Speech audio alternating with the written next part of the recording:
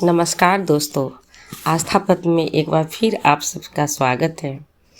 आज हम लोग 10 महाविद्याओं में से एक 8वीं महाशक्ति माता बगलामुखी के बारे में जानेंगे।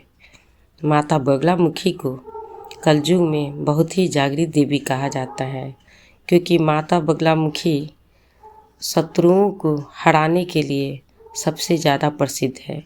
इसलिए कोर्ट केस में या किसी वाद विवाद में फंसा हुआ व्यक्ति जब माता का आराधना तंत्र शक्ति से करता है तो उस व्यक्ति की अवश्य ही जीत होती है।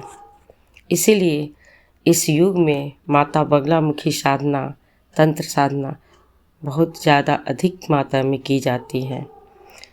माता बगलामुखी स्तंभन शक्ति की देवी हैं। स्तंभन अर्थात जो असत्य, अन्याय, झूठी वाणी और नकारात्मक शक्तियों को रोक देने की क्षमता रखती हैं। माता को पीताम्बरा भी कहा जाता है। माता ने पीला वस्त्र धारण किया हुआ है। माँ का स्वरूप एक हाथ में शत्रु की जिह्वा को पकड़े हुए है और दूसरे हाथों में गदा है। माता के यह स्वरूप डराने के लिए नहीं है, बल्कि अहंकार, असत्य और गलत वाणी को नियंत्रित किया जा सकता है। यह स्वरूप उनका इसीलिए है। पुराणों की कथा के अनुसार एक समय में संसार में भयंकर तूफान और विनाश का भय छा गया था।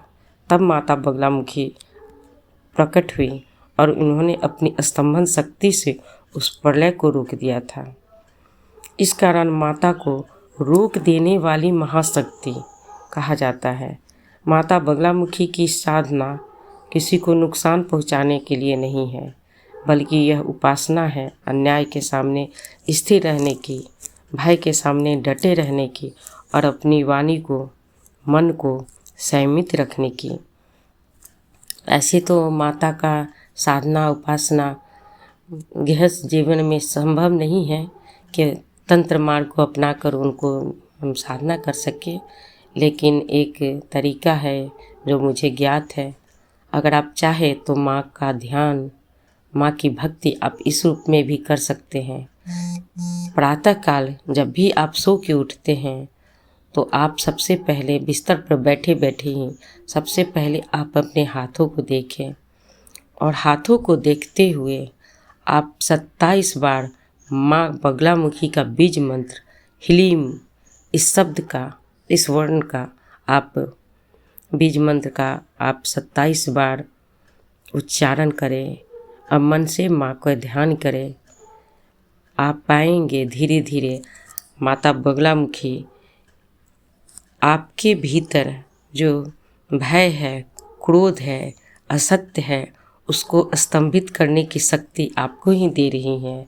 माता बगलामुखी की आराधना दूसरों को हराने के लिए नहीं करें, वरन अपने भीतर की जो शत्रु है उसको साधने के लिए कीजिए।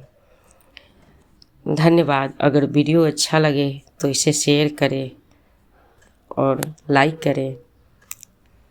जय माँ बगलामुखी, जय माता।